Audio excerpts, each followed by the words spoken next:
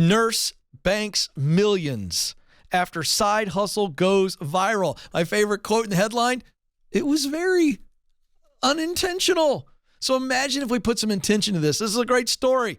ER nurse and popular TikTok content creator Stephanie Beggs told Fox Business her story. She now has created a small business for nurses seeking study assistance when studying for their NCLEX exam. This is her direct quote. I fell into it. I got started selling my notes.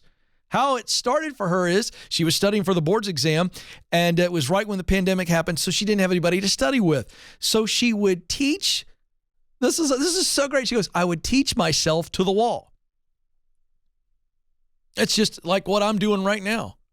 We got some awesome live studio audience members out in the lobby today, but I'm looking at a camera and I'm teaching to a big black window, and I'm teaching to myself for you to get it. So she's teaching herself, and she recorded it so she could watch it back later, and that's how she studied. Well, she decided to share one video, and it went bananas. So people started, she put it on social media, they loved it, and then she said people started asking her if she would sell them her study sheets. So she created a shop on Etsy that became viral. And so now I sell study sheets. She sells her study sheets at a rate of $2 per sheet, class-specific sheets for $30 to $40, or a giant bundle covering the majority of nursing school subjects for $150. And she's making millions. How did it happen? Yes, it was unintentional, but I want you to get the real truth of where a good business idea comes from. She was solving her own problem. Her problem was she didn't have anybody to study with. So she thought, I'll tell you what I'll do. I'll get out my study sheets, and I'm just going to put a camera in front of me, my phone, and I'm going to read to the wall, and then I'll watch it back later so that I've already kind of recited what I need to get, and I'll listen to it and watch it. It'll be a little easier. And then she just decided, well, I'm going to share this on social media. She didn't have a business plan, but you know what she had? She had a solution to a problem that turns out a lot of people needed a solution for. It's that simple. So I want to bring this back to everybody.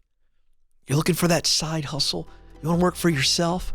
Hey, here are 3 questions to answer. What's the problem I want to solve? Who are the people attached to that problem? What's the solution that I can bring to that problem?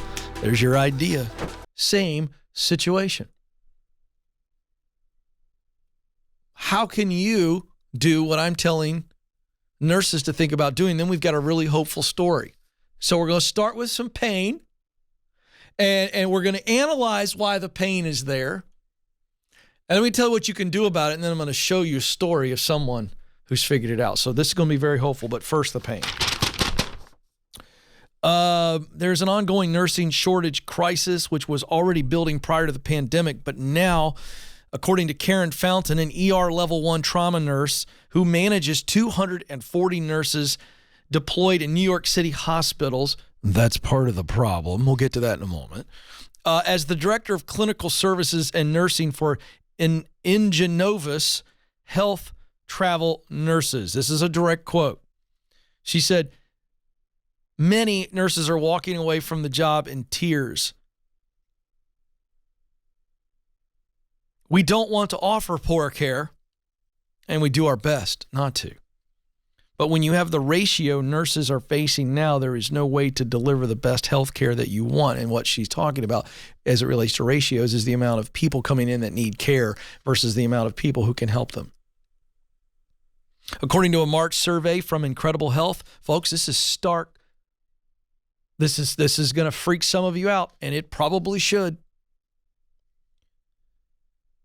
34% of nurses surveyed said it's very likely they will quit their jobs by the end of the year. Now, I pride myself on being a very positive, optimistic guy, but I also am not a person who sticks his head in the sand. 34% of nurses say they're going to quit by the end of the year. You just do the math on that. That's a problem, folks.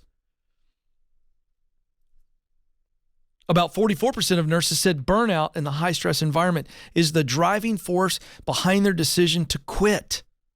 This is a solvable problem. So instead of being afraid, we ought to be outraged. Last I checked, CEOs of hospitals are making a lot of money. Healthcare's big business. And the people who are on the front lines, our nurses, are saying they're going to walk away from the battle, not because they're bad people, but because they're walking wounded and they feel they're going to die and they got to take care of themselves. I don't mean die physically. I mean die spiritually. Their soul is being sucked out of their body. I don't fault these nurses. Where are all these geniuses in healthcare? All these people making money hand over fist. I know my healthcare went up. Did yours? You're telling me this isn't a solvable problem? You tell me that's burnout, which is all emotion. It's all real. But burnout is an emotional state that comes from feeling hopeless and helpless. You give people help, watch their hope go back up.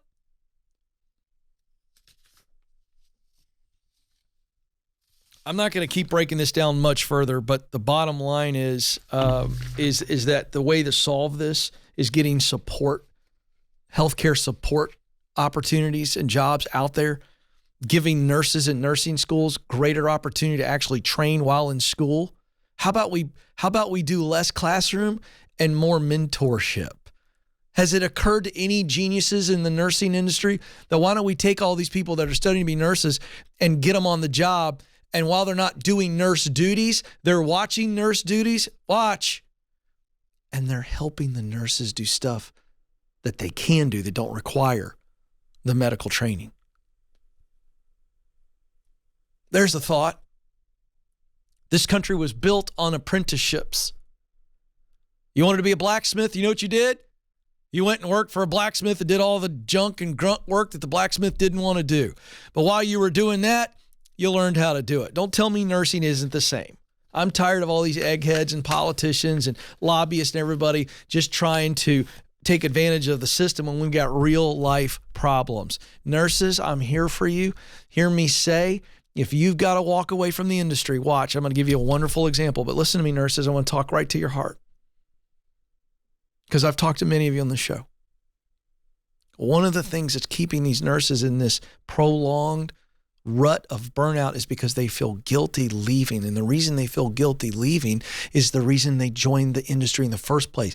They're caregivers. They have a huge heart for serving people, and yet they're dying because they're not being cared for. And so then they go, well, I got to walk away to take care of me, but I feel like a jerk. And listen to me, nurses. It's not your problem. You can't solve it, but you can take care of you. And listen to me. A nurse can go into multiple jobs in multiple fields and give care in other ways. But it creates confusion when you have this deep, abiding passion to serve people in a certain way, and you do it in a place that's so unhealthy, and you go, I got to get out. And so when you get out, you feel like you're a bad person because you left people behind, and then you get confused because you're going, what am I going to do? And I would just tell you, your nursing skills, your nursing experience make you tremendously valuable in other places. So you get your head up high, shoulders back, and you walk into a healthy environment.